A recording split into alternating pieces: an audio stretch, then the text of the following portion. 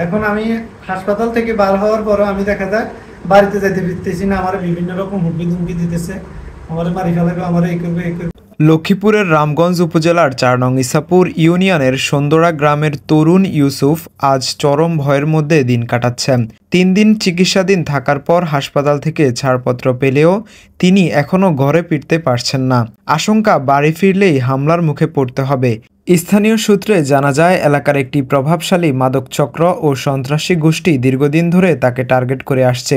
সম্প্রতি পারিবারিক জায়গা জমি নিয়ে প্রতিবেশীর সঙ্গে সামান্য বিরোধের জেরে সেই চক্রটি ইউসুফের উপর হামলা চালায়।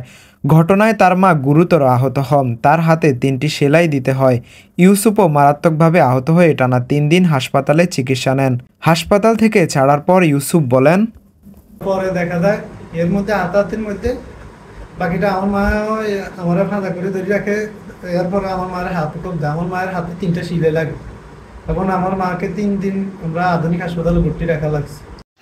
আমাকে মালিকে রেখে দিচ্ছে এখনো, সেটাই আমি আল্লাহর কাছে শুকর আদায় করি।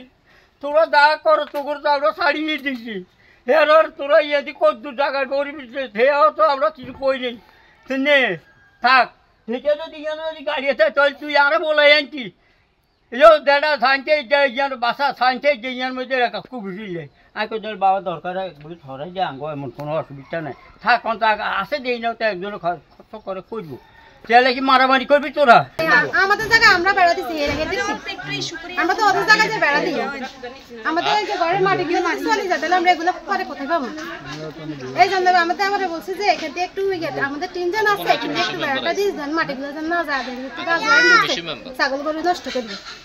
আর সেটা বেড়া দিতে এটা একটা বিঘা দিতে এখানে বাড়ির ছিল শুনে আসতেছি আর মশারি নিয়ে গেছি যে ডাক্তারে গেছে। পরে বলতেছি ইসুবে ছাগল দিয়ে মারি ফেলেছে, আর ঘটনাস্থলে আইদে ইসুব আহত অবস্থা করে আনিস। পরে ইসুবের আমরা নিয়েছি হাসপাতালে নিয়েছি, আমি আর আমার লোক একজন ছিল ফলার বাড়া আরি। টাকা নিয়ে সম্পত্তি নিয়ে ভেজাল চলতেছে। এই সম্পত্তি হলো আমগো। আমগো বলতে আমরা ইসুব আমরা আরও অনেকেই, প্রায় আমরা 30-32 জনের মতন আমরা 400 জনের তো ভাই আছি আর কি। মানে আমরা তো গোষ্ঠী অনেক বড়, মানে আমগোর ব্যাপারী বাড়ি এমন মূলত ধরেন আমাদের একটা গোষ্ঠী, বুঝছেন না? তো ওই দিন আমার গোষ্ঠীর ভিতরে কেউই ছিল না, শুধু ইসুবে একাই বাড়িতে ছিল বলতে কি, সে তো আবার আমগো দোকানদারি করে। তো আসছে সে মনে করেন যে ওই যে গাছ লাগাবে বিদায় শাড়িতে জাল দিবে, তো জাল দেওয়ার কারণে খুঁড়া কাটতে চাইছিল আমাদের সীমানাতে। ওটা কিন্তু আবার একক ইসুবের না, এটা আমাদের সবাই। তারা সে এখানে আসে বিদায় সে করে গেলে খাইতেছে, আমাদের কোনো আপত্তি নেই, যেহেতু আমরা ভাই, সে খাক, কোনো সমস্যা নেই। নিয়ে কেন্দ্র করে মশারে আর ওই যে মশারে বাইস্তি ভাবি তারা মিলেই এই ইসুবের একে মারছে।